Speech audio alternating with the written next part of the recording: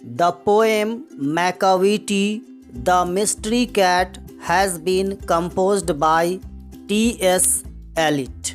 T.S. Eliot का पूरा नाम है थॉमस एस्टर्न एलिट। ओके, तो Macavity the mystery cat T.S. Eliot के द्वारा लिखी गई है।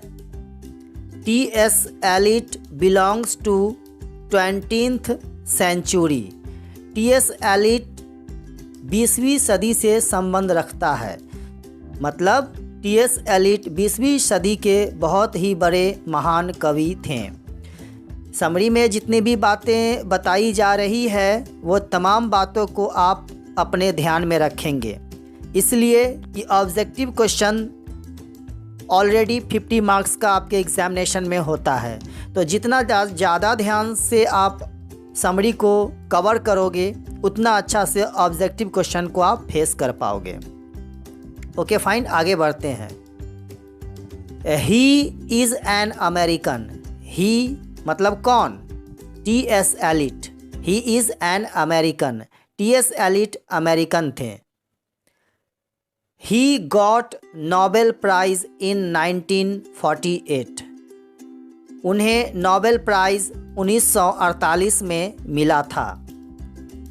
The great works of T.S. Eliot are Ash Wednesday, the Westland, 4 quarters, the cocktail Party. T.S. Eliot कवि के महान रचनाओं में से ये 4 रचनाएं इनकी बहुत ही प्रसिद्ध हुई हैं। ऐश वेंसडे, वेंसडे को बहुत सारे लोग वेडनेसडे पढ़ते हैं जिसकी हिंदी बुधवार होती है, लेकिन एक्चुअली में इसका राइट प्रोनाउंसिएशन वेंसडे है, डी साइलेंट होता है इसमें।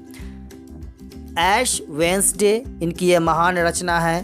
The Westland, 4 quarters, the cocktail party, ये इनकी 4 रचनाएं हैं जो कि बहुत महान हैं, काफ़ी फेमस हुई थी 20वीं सदी में, तो इन्हें आप याद रखेंगे। This poem has been taken from Old Possum's Book of Practical cats.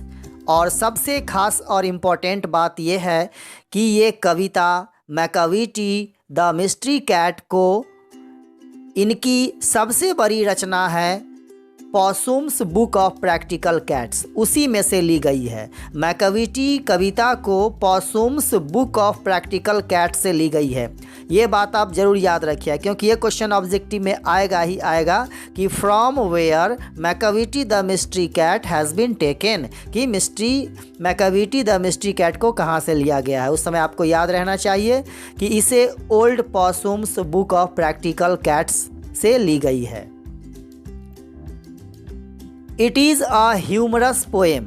It is a humorous का मतलब क्या होता है? दिलचस्प, रोचक, फनी। तो यह एक बहुत फनी टाइप की कविता है। T.S. Eliot describes his cat Macavity. और इस कविता में T.S. एलिट कवि अपनी बिल्ली मैकाविटी का वर्णन करते हैं। मैकाविटी इनकी बिल्ली का नाम है जिसका वो वर्णन अपनी इस कविता में करता है और उसी के नाम पे इस कविता का नाम उन्होंने रखा है Macavity the mystery cat. It is very clever, thin and lean. मतलब यहाँ पे वो अपनी बिल्ली के बारे में बता रहे हैं कि इट इज़ वेरी क्लेवर, यह बहुत ही चालाक है, दुबला और पतला है। Macavity is the criminal in the poem. Macavity is the criminal in the poem. Criminal means क्या होता है? अपराधी। और मैकाविटी को उन्होंने अपनी इस कविता में क्रिमिनल बताया है। It drinks milk, breaks glasses and its things in the kitchen. इन्होंने अपनी कविता में अपनी बिल्ली मैकाविटी को क्रिमिनल कहा है क्योंकि यह क्रिमिनल जैसा कुछ एक्टिविटीज़ करती है। यह किचन में जाकर दूध पी लेता है, ग्लासों को तोड़ देता है, सामानों को खा जाता है और बिखेर देता है। तो ये अपराधी जैसा कुछ कार्य करता है, इसलिए कवि ने इसे क्रिमिनल की संज्ञा अपनी कविता में दी है। द पोएट कंपेयर्स मीन्स तुलना करना। The poet compares it to Napoleon. और आपने नेपोलियन बोनापार्ट का तो नाम सुना ही होगा, जो कि बहुत ही छुपा रुस्तम था। तो कवि अपनी बिल्ली की तुलना इस नेपोलियन से करता है इस कविता में। It is always hidden and does mysterious activities, so the poet calls it mysterious cat. और यह हमेशा, it is always hidden, hidden means छुपा हुआ, यह मैकेविटी हमेशा छुप के रहता है और तरह तरह की रहस्यमय, मिस्टीरियस मीन्स रहस्यमय, रहस्यमय क्रियाकलाप करता है। सो इसलिए the poet calls it mysterious cat, और इसलिए कवि ने इसे मिस्टीरियस कैट यानी रहस्यमय बिल्ली कहा है अपनी इस कविता में। It breaks the rules of master, master means मालिक होता है, इट ब्रेक्स, ब्रेक्स मीन्स तोड़ना, तो it breaks the rules of master, यह अपने मालिक का नियम तोड़ता है, यानी मालिक जो चाहता है वो नहीं करता है और अपने मर्जी से बिल्ली कार्य करता है, इसलिए कहा गया है it breaks the rules of master. Mungojerrie and Griddlebone, Mungojerrie and Griddlebone are also cats as the poet tells in the poem। और कवि अपनी इस कविता में टी.एस. एलियट साहब ने दो बिल्ली की और चर्चा की है जिसका नाम मंगो जेरी एंड ग्रिडल बोन है। इस बात को आप याद रखिएगा, ऑब्जेक्टिव में क्वेश्चंस आता है ये वाला, और ये वाला पूछा भी जा चुका है ये क्वेश्चन कि Mungojerrie and Griddles are the name of, Mungojerrie and Griddles किस चीज़ का नाम है, तो आप याद रखिएगा ये भी बिल्ली के नाम हैं। Actually Macavity is called the hidden पॉ, पॉ मीन्स क्या होता है, पंजा, ये अपने पंजे पे छुप के आराम से धीरे धीरे से कहीं भी चली जाती है, इसलिए दरअसल मैकाविटी को कवि ने हिडन पॉ की संज्ञा दी है और इसे हिडन पॉ कहा है।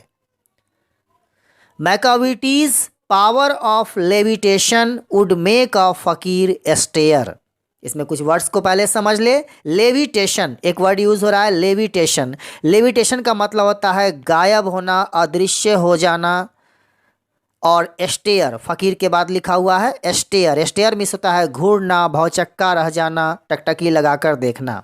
फिर से मैं सेंटेंस को रिपीट कर दूं, Macavity's power of levitation would make a fakir stare, मैकाविटीज power, Macavity की क्षमता, शक्ति, ऑफ लेविटेशन यानी ये बिल्ली इस तरह से आती है और गायब हो जाती है और कहीं भी छिप जाती है, इसकी ये हरकत एक फ़कीर को भी भौचक्का कर देता है। एक फ़कीर जो कहीं भी पहुंच सकता है, कुछ भी कर सकता है, उसकी भी आंखें फटी की फटी रह जाती है बिल्ली की इस हरकत को देख करके। It is outwardly respectable, outwardly means दिखने में, तो it is outwardly respectable, respectable means आदर, आदरणीय, तो इट इज़ आउटवार्डली रेस्पेक्टेबल। और ये मैकाविटी जो है वो दिखने में रेस्पेक्टेबल लगता है, जैसे कि इसको रेस्पेक्ट देना चाहिए, सम्मान देना चाहिए, इतना मासूम दिखता है, लेकिन इसकी हरकतें सबको परेशान करने वाली होती है। इट्स फुटप्रिंट्स, फुटप्रिंट्स मीन्स पैरों के निशान, its footprints are not found in any file of Scotland Yard। Scotland yard एक प्रशासन व्यवस्था है जिसके फाइल में इस मैकाविटी की कोई भी सबूत, कोई भी फुटप्रिंट्स, पैरों के निशान नहीं मिलते हैं, यह इतने आसानी से आती है और जाती है। Macavity is deceitfulness, Macavity is डिसाइटफुलनेस, और यहाँ पे कवि ने मैकाविटी को डिसाइटफुलनेस कहा है। तो डिसाइटफुलनेस का मतलब होता है छल कपट, जो छल कपट करता है उसे डिसाइटफुलनेस की संज्ञा दी जाती है। तो कवि ने इसे छली और कपटी कहा है मैकाविटी को। Macavity is deceitfulness. Macavity is the bafflement of Scotland Yard, और साथ ही कवि ने मैकाविटी को बैफलमेंट कहा है, स्कॉटलैंड यार्ड का बफलमेंट। बफलमेंट का मतलब होता है उलझन, सबकी परेशानी बने रहना। तो स्कॉटलैंड यार्ड प्रशासन व्यवस्था की यह एक सबसे बड़ी उलझन बन चुकी थी मैकाविटी, क्योंकि यह पकड़ में ही नहीं आती थी, इसलिए कवि ने इसे बैफलमेंट की संज्ञा दी गई है। याद रखिएगा, Macavity is the bafflement of Scotland yard.